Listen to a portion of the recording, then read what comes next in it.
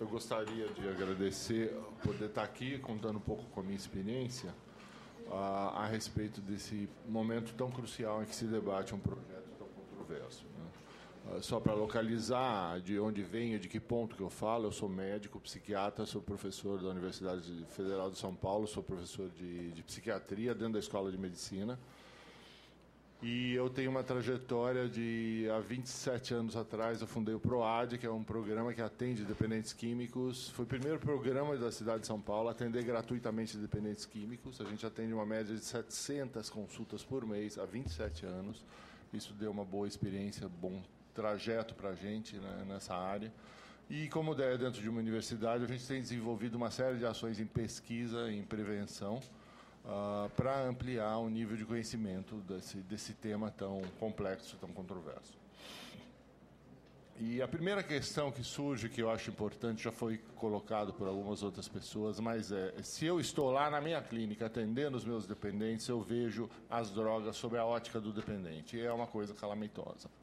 Mas as drogas são muito mais que isso. As drogas têm uma outra representatividade na sociedade. Então, por exemplo, quando eu saio da clínica, quando eu saio do contato com meus pacientes, eu vejo que existem pessoas que usam drogas e que não se tornam dependentes. Então, da mesma forma que a maioria das pessoas que a gente conhece do nosso núcleo social que consomem álcool não são alcoólatras, isso também é válido para as drogas ilícitas.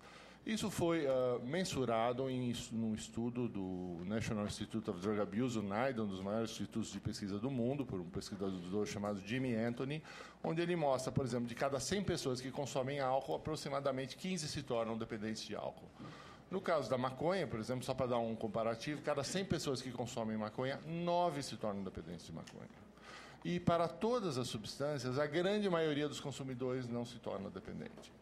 Bom, isso é uma constatação epidemiológica de estudos que colocam de uma forma patente que você não pode considerar um usuário de uma droga como sendo um dependente. A questão, então, da legalidade ou ilegalidade de uma droga não é um critério adequado, porque a gente sabe que existem diversos fatores que fizeram com que uma droga fosse considerada legal ou ilegal, e não é o risco intrínseco da droga ou a periculosidade da droga em si que determina isso.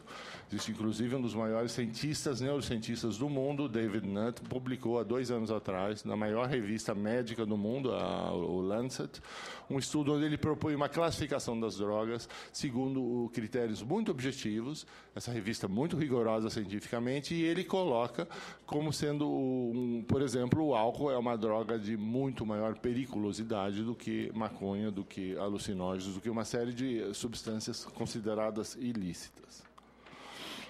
Também uma questão que eu gostaria de colocar em cima do que o deputado Terra colocou, o conceito de dependência química como uma doença crônica e incurável e irreversível é um conceito bastante questionado pela ciência hoje em dia, é um conceito considerado datado. Na verdade, ele é considerado hoje em dia um conceito que vem muito dos grupos de autoajuda, sobretudo os de inspiração americana, com forte viés moralista e religioso. E se entende hoje em dia de uma forma bastante mais complexa a questão da dependência química, e não necessariamente um transtorno crônico irreversível. Muitas pessoas defendem até a saída da dependência química das doenças mentais, porque ela seria mais um comportamento que pode ter um caráter desviante ou não, um componente patológico ou não, mas isso é todo um questionamento acadêmico que ainda não tem uma solução. Com relação aos transtornos mentais definitivos associados ao uso de substâncias, a única substância onde existe uma alta incidência de transtornos mentais definitivos de todas as drogas que existem é o álcool, que são as demências alcoólicas. Existem, obviamente, problemas mentais relacionados ao uso de substâncias, mas que você possa dizer essa substância levou a esse transtorno mental definitivo ou irreversível, a única substância que tem essa característica numa proporção epidemiologicamente que tenha peso seria o álcool. Com relação a... Eu falei bastante dessa diferença de que a maioria dos usuários de substâncias, sejam elas lícitas ou ilícitas, não é dependente, então eles não precisariam de tratamento. A gente não vai propor um tratamento de usuários de álcool, seria um absurdo. Também a gente não pode propor um tratamento de usuários de maconha, se o usuário é um uso recreacional ou ocasional, por uma questão de coerência. Eu trato quem é doente, quem é dependente, senão eu não posso usar esse termo de tratamento. E quando a gente vai trabalhar com tratamento, a gente tem uma série de estudos de eficácia, o que resolve, o que não resolve, o que é bom, o que não é bom. A gente tem estatísticas que mostram que os melhores serviços do mundo de tratamento de dependência têm uma taxa de eficácia ainda que deixa muito a desejar.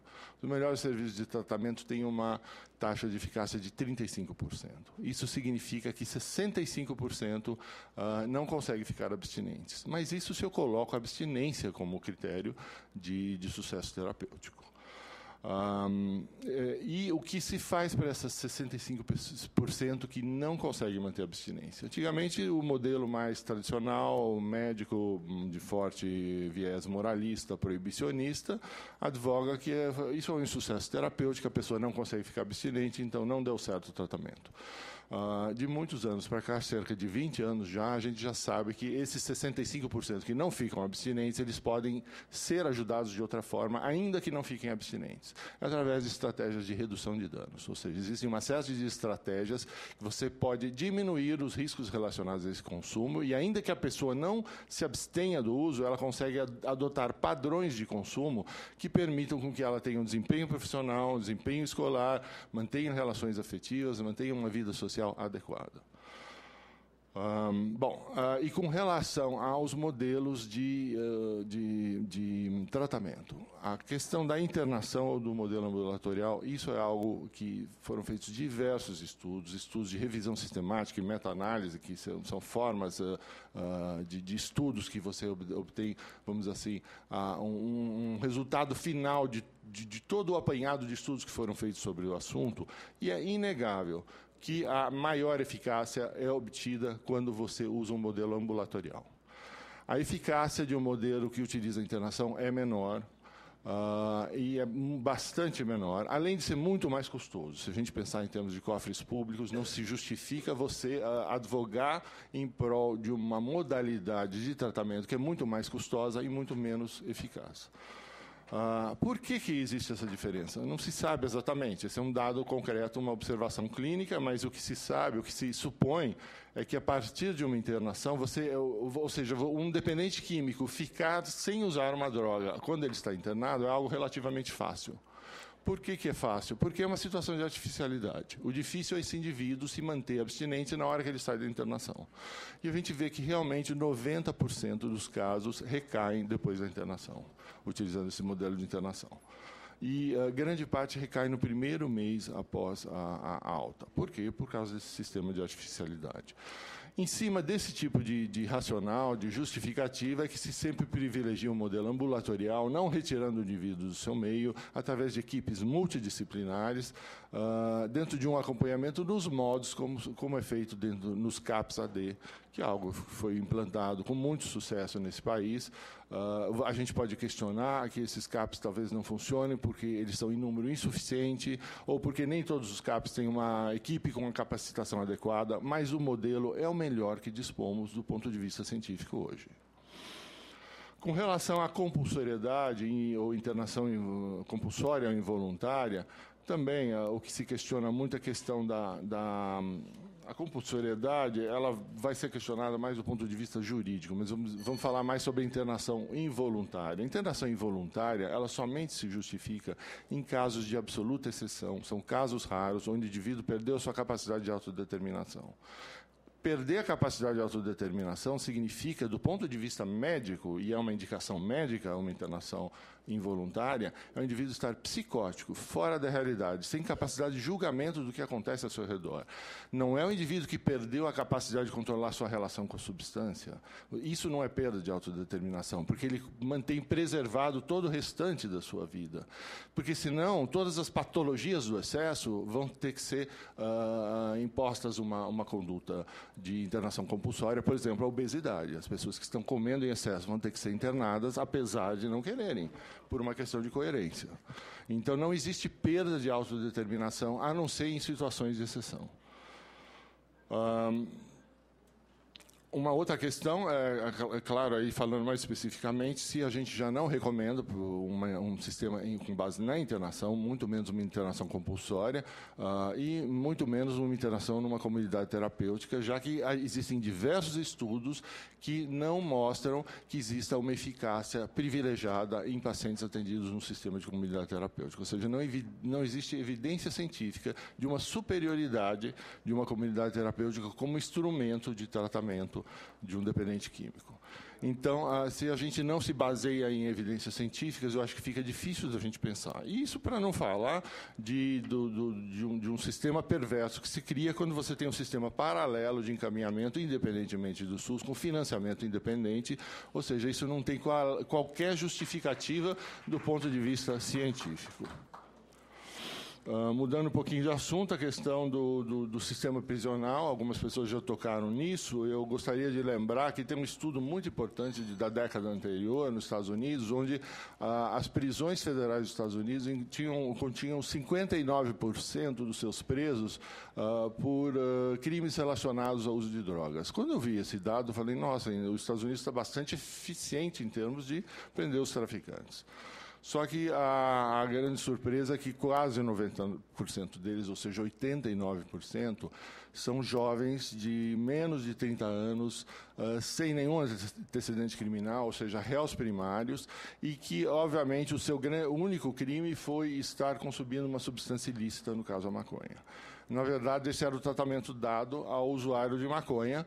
Nos Estados Unidos ainda é dado, e no Brasil também.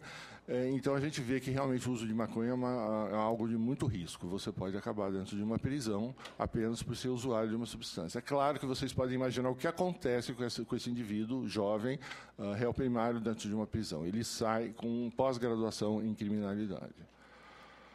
Ou seja, é um para-efeito perverso de um sistema jurídico, judiciário questionável, né? Quem denuncia isso, curiosamente, é uma ONG americana que trabalhava que chama-se Paremos com o Estupro nas Prisões. Porque eles identificaram que esses jovens, por serem jovens com pouco traquejo, pouca malandragem, eles eram inocentes na prisão, esses jovens usuários de maconha encarcerados, eles eram frequentemente as vítimas dos estupros nas prisões, e eles pegavam doenças sexualmente transmissíveis e AIDS. Então, foi essa ONG americana que denuncia isso. Com a nossa lei de 2006, alguns trabalhos na área jurídica evidenciaram o mesmo fenômeno. Eu vou destacar um deles, que talvez seja um dos mais importantes, da Luciana Boatê, do Rio de Janeiro, da Universidade Federal do Rio, onde ela mostra esse fenômeno do superencarceramento dos usuários de droga, e aí relacionado basicamente ao consumo, e essa pouca diferenciação entre o usuário, o dependente e o traficante, esse espaço fica mais confuso ou menos nítido, sobretudo nas classes menos favorecidas. Ou seja, as pessoas mais abastadas acabam se decidindo por serem mais lenientes à lei, criando um tipo de sistema perverso, de novo, que vai favorecer as classes mais favorecidas, em cima de uma lei pouco clara, pouco, vamos dizer assim, ousada, que possa encarar esse problema de uma forma que transcenda essas diferenças raciais ou essas diferenças de classe social. Com relação ao proibicionismo, acho que a gente não precisa nem ir muito longe. A gente sabe que a lei seca americana foi um grande modelo de proibicionismo enquanto experiência, que durou de 1919 a 1933. A lei seca americana foi um grande fracasso, foi um grande desastre. Quem era dependente de álcool, com a lei seca, continuou a ser. Só que, em vez de comprar o seu álcool legalmente, procurava os alambiques clandestinos.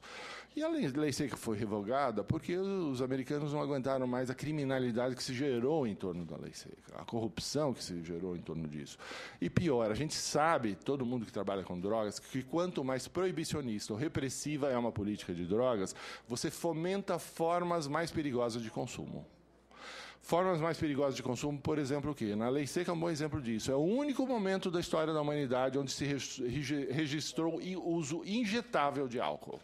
Por que alguém injeta álcool? Por quê? Porque o indivíduo era dependente, o acesso ao álcool era tão difícil, quando ele obtinha uma pequena quantidade, ele queria ter o máximo efeito possível. Então, ele se injetava o álcool. Então, a gente sabe que existe esse sistema perverso de quando você adota posturas muito repressivas, você estimula formas mais perigosas de consumo. Voltando aí na questão da estigmatização do usuário, do dependente, eu queria mencionar a questão da guerra às drogas, que já foi mencionada aqui também. A guerra às drogas foi algo muito... Um minuto, doutor. Doutora Miriam, ela precisa se afastar em face. Pode terminar? Claro, certo. A guerra às drogas nos Estados Unidos foi lançado como uma grande solução, uma solução mágica, para resolver o problema das drogas definitivamente e extinguir com as drogas da face da Terra, como se isso fosse possível. A gente sabe que as drogas sempre acompanharam os seres humanos, o homem sempre teve contato com drogas, desde a pré-história, e a droga muda o seu padrão de relação, mas elas sempre estiveram presentes. Algumas muito valorizadas, como é o caso do café e do álcool na nossa cultura, outras como o bode expiatório de tudo que dá errado na cultura, né? Como é o caso do crack agora no momento, né? Bom, com relação à guerra às drogas, os Estados Unidos investiu em programas de prevenção mais de 20 bilhões de dólares até 1990 para implantar o sistema de diga não às drogas. Eu, por coincidência, eu estava nos Estados Unidos, em Washington, em 1991, quando se avaliou a eficácia desse programa. Esse programa foi, a pedido do governo americano, foi avaliada a eficácia desse programa nos 51 estados americanos. Quem coordenou isso foi um pesquisador americano chamado Michael Klitzner. Eu estava no Pacific Institute of Research com ele quando saíram os resultados, e a conclusão foi que, depois de 15 anos de guerra às drogas, 20 bilhões de dólares, a eficácia considerada foi nula. Pior, em alguns grupos de início de adolescência, houve um estímulo da curiosidade e aumentou o consumo de drogas por esse grupo. Bom, as pessoas demoraram muito, gastaram muito dinheiro e se investiu muito até se comprovar a ineficácia de um modelo que, para minha surpresa, os Estados Unidos começou a mudar um pouco de trajetória a partir dessa avaliação. Nós, do Brasil, importamos esse modelo depois da avaliação de ineficácia. Então, eu acho um absurdo o que se faz em termos de interesses de outras ordens, se importando um modelo que já foi comprovadamente ineficaz. A gente já foi mencionado isso também, só para eu estou me aproximando do fim, mas a gente tem uma série a partir da constatação do fracasso da guerra às drogas, do fracasso do proibicionismo como uma estratégia de se lidar com o problema, se retoma muito as estratégias de redução de danos, né? De parar com esse discurso moralista da abstinência total, de exterminar as drogas do mundo e passar a reconhecer como o homem deve administrar sua relação com esses produtos que a gente chama de drogas. E aí a gente tem muito sucesso em diversos países que adotaram políticas de maior tolerância e flexibilidade, como foi mencionado, a Holanda há mais tempo, Suíça há mais tempo, mais recentemente Espanha, Canadá, Austrália, e o modelo português, que, em termos de saúde pública, a gente já tem uma década de um modelo que foi muito bem sucedido em termos de política pública na área de drogas e que está sendo olhado com muito cuidado pela comunidade científica, porque ele parece ser uma grande saída que, obviamente, vai ter que ser adaptada em cada realidade sociocultural, mas que é algo muito diferente de tudo que vem acontecendo, né? Isso para não falar nesses fenômenos mais recentes, que são os 19 países americanos que adotam a cannabis medicinal, 2 que legalizam maconha, a postura da Guatemala, Colômbia, Bolívia e, mais recentemente, o Uruguai. Bom, em suma, né, a gente tem alguns requisitos básicos para o enfrentamento de um problema. A gente não pode basear nenhum tipo de estratégia política pública em cima da legalidade e ilegalidade de uma droga. É uma das coisas, por exemplo, que eu não compreendo por que saíram aquelas restrições desse projeto de lei com relação ao álcool, sendo que isso é algo que não tem cabimento do ponto de vista técnico, científico, você fazer uma distinção em termos de legalidade ou ilegalidade numa substância. A segunda, eu acho que em termos de política pública, a gente tem que conhecer e reconhecer que a grande maioria de usuários de substâncias lícitas ou ilícitas não vai se tornar dependente. E que a maioria dos dependentes não comete delitos. O delito está na ilegalidade do produto, eles não são infratores. Com relação ao mote do que acontece em termos de política pública, claro que é importantíssimo a política pública na área de drogas, mas eu acho que existe um certo pânico geral gerado muito pela mídia ou por uma má divulgação de informações. A gente não tem evidências científicas de que haja uma verdadeira epidemia de crack. Do ponto de vista científico, a gente não pode dizer isso. A gente pode, no máximo, dizer que existe uma transformação do fenômeno do uso ou que aumentou a visibilidade do problema, mas que exista uma epidemia, não dá para dizer. Bom, como eu falei, se a maioria dos usuários não pode ser considerada criminosa, não cabe uma medida judicial. E se a maioria deles não são dependentes, não cabe uma medida também de saúde pública. Eles não são doentes, nem criminosos. E a gente tem que fazer uma coisa por eles. São pessoas, por eles, não por nós. Nós todos somos usuários de drogas. Que a maioria de nós usa as listas e a gente acha que as listas são as drogas boas. Mas não existe isso, né? Antes de finalizar, eu queria lembrar que a Organização Mundial de Saúde defende o oposto de saúde não é doença. O oposto de saúde é bem-estar. Isso é básico na questão da Organização Mundial de Saúde. Então, qualquer política pública tem que tomar conta do bem-estar da sua população. E, juntamente com isso, a ONU defende muito a questão dos direitos. Existem 2 documentos recentes da ONU que advogam dizendo que todo tratamento de um dependente químico não deve usar de medidas coercitivas, medidas repressivas e deve, ao máximo, evitar internações. Um desses documentos compara as internações de dependentes químicos ao fenômeno de tortura. Por quê? Porque é isso que tem que ser observado no mundo inteiro, não apenas no Brasil, no mundo inteiro. As internações de dependentes químicos são consideradas como equivalentes à tortura. Isso está em documento da ONU. A questão também se a gente chega numa situação de populações que eu estava falando, o que acontece com o crack, não existe epidemia, existe uma maior visibilidade. Eu tenho um trabalho que eu desenvolvo em paralelo, não só dentro da universidade, mas eu desenvolvo em campo. Eu trabalho na Cracolândia. Eu tenho prestado uma série de supervisões de serviços diretos, de equipes que trabalham diretamente. E eu tenho vivido esse problema com populações em situação de rua desde 1994, quando começaram esses trabalhos.